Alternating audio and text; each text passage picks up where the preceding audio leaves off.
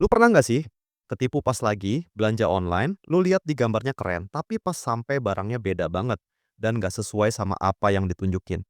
Nah, dari situ gue mikir, andai aja ada sistem yang bisa ngejamin kesepakatan dan sesuai janji tanpa adanya drama karena barangnya nggak sesuai.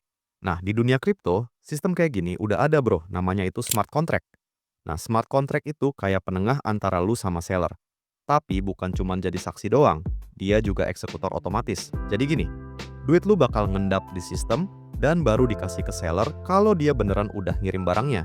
Dan kalau dia nggak ngirim barangnya, duitnya bakal otomatis balik ke lu tanpa perlu ngemis-ngemis buat minta refund. Jadi intinya, smart contract itu ibarat janji digital yang dieksekusi otomatis. Nah, ini bagian kerennya, smart contract itu ditulis di atas blockchain. Dan karena sifat blockchain itu terdesentralisasi, jadi nggak ada satu pihak pun yang bisa seenaknya ngubah isi perjanjiannya. Jadi, begitu udah di-set, ya udah, kontraknya bakal terkunci dan nggak bisa diotak-atik lagi. Bayangin aja lu punya kontrak kerja, tapi diketik pakai tinta ajaib yang nggak bisa dihapus. Sama siapapun, jadi nggak bisa diubah seenaknya. Jadi kalau di kontraknya bilang, gaji lu 5 juta dan bakal cair tanggal 25, berarti gaji lu yang 5 juta bakal masuk ke rekening lu tanpa telat dan nggak akan bisa dikorupsi sama atasan lu. Contohnya, pas lu swap token di aplikasi kayak Uniswap, itu sebenarnya smart contract yang jalanin semuanya. Jadi lu tinggal klik doang, dan lu nggak usah nunggu approval dari orang, jadi nggak ada middleman, nggak ada delay. Dan itu semuanya langsung set cuman pakai smart contract. Jadi, bayangin, kalau dunia ini pakai smart contract buat semua hal penting, nggak bakal ada lagi yang namanya penipuan online. Oke, tadi kan gue udah bilang, kalau smart contract itu kayak janji digital yang dieksekusi secara otomatis. Nah, sekarang lu bayangin lu lagi main game. Terus, lu dapat misi buat ngumpul 10 koin emas, dan kalau lu berhasil ngumpulin 10 koin emas, pintu rahasia bakal kebuka secara otomatis, sama sistem yang ada di gamenya. Jadi kalau syaratnya terpenuhi, pintu kebuka. Tapi kalau belum terpenuhi, ya pintunya bakal tetap kekunci. Nah, smart contract tuh kerjanya persis kayak gitu. Dia cuma nunggu trigger atau syarat tertentu. Begitu syarat itu kejadian, kontraknya langsung ngelakuin apa yang udah diprogramin buat dilakukan. Contoh nyatanya gini, lu minjem duit di platform kripto kayak Aave. Nah, sebelum lu bisa pinjem duit di situ, smart contract-nya bakal ngecek dulu dan mastiin kalau lu punya jaminan atau enggak. Dan kalau lu punya jaminan, maka duitnya bisa langsung dicairin. Tapi, kalau lu nggak punya jaminan, lu pasti bakal ditolak. Terus, kenapa ini dibilang smart? Emangnya dia bisa mikir sendiri? Eits, jangan keburu mikir ini AI atau robot pintar. Kata smart di sini bukan karena dia punya otak, tapi karena dia bisa ngelakuin hal-hal yang biasanya butuh otak manusia. Gua kasih analogi yang bisa lu pegang. Lu pernah naik tol yang pakai e-tol? Jadi, begitu mobil lu deket palang, sistemnya langsung scan kartu, potong saldo, terus palangnya kebuka. Nggak perlu ada petugas, nggak perlu ada obrolan. Semua udah otomatis. Smart contract tuh semacam gerbang tol versi digital, tapi bisa dipasang buat apapun, nggak cuman jalan tol. Bisa buat jual beli, sewa rumah, bahkan bagi hasil proyek bareng temen lu. Asal ada aturan jelas dari awal, smart contract bisa ngelaksanain itu semua tanpa minta izin dulu ke siapa-siapa. Tapi gimana kalau ada yang mau curangin sistemnya? Nah, karena smart contract itu jalan di atas blockchain, jadi semua transaksinya terbuka dan nggak bisa diubah. Jadi nggak ada yang bisa main sulap di belakang layar. Bayangin lu naruh uang di celengan transparan yang bisa dibuka cuman kalau syaratnya udah terpenuhi. Misalnya kayak, uang ini baru bisa diambil kalau tanggal udah 1 Mei dan semua orang udah nyetor 100.000. Nah, kalau salah satu belum setor, maka celengan itu bakal kekunci terus sampai semuanya setor uangnya. Dan keren ya, semua orang bisa lihat statusnya. Siapa yang udah setor, siapa yang belum. Nggak ada yang main curang. Terus gimana kalau ada yang salah di awal nulis kontraknya? Ini yang paling tricky. Sekali kontrak udah masuk blockchain, dia susah banget diubah. Jadi, kalau dari awal kodenya ada bug atau kesalahan logika, ia bakal jalan dengan kesalahan itu. Makanya, banyak tim developer ngetes dan ngeaudit smart contract mereka berkali-kali sebelum dipakai publik. Karena begitu kontraknya diluncurin, itu udah kayak ngerilis film, nggak bisa diedit lagi pas udah tayang. Kalau lu inget kasus DAO hack di Ethereum tahun 2016, itu semua gara-gara bug di smart contract. Jadi bukan karena sistemnya lemah, tapi karena kodenya ditulisnya kurang rapi. Akibatnya, puluhan juta dolar lenyap.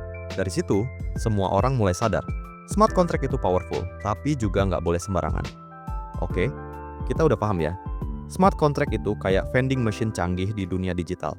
Tapi vending machine ini nggak cuma jual minuman, dia bisa ngegantiin banyak banget peran yang biasa dipegang manusia. Nah sekarang, pertanyaannya, emangnya smart contract bisa dipakai buat apa aja sih? Nah, yang pertama, smart contract itu bisa dipakai di DeFi. Bayangin DeFi itu kayak dunia perbankan.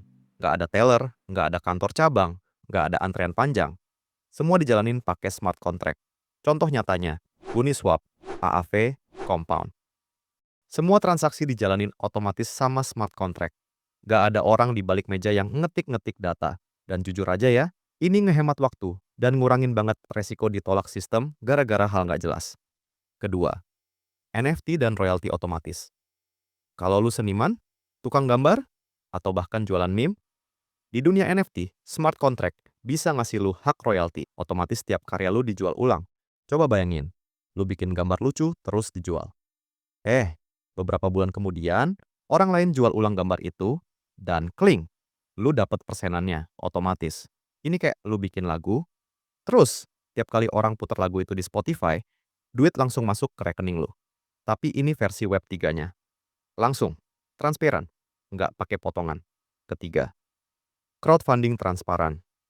Lu pernah lihat kampanye donasi online yang duitnya nggak jelas dipakai buat apa? Nah, smart contract bisa ngejagain itu bro. Misalnya, lu bikin proyek film pendek. Terus orang-orang bisa donasi, tapi duitnya baru bisa dicairin kalau target udah nyampe dan progres proyek udah jelas.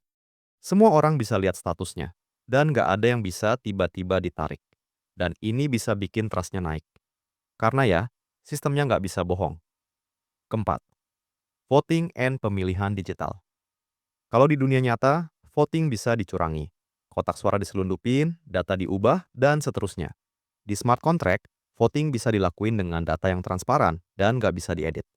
Bayangin OSIS di sekolah lu milih ketua dan hasilnya langsung ke publish dan nggak bisa dimanipulasi siapapun.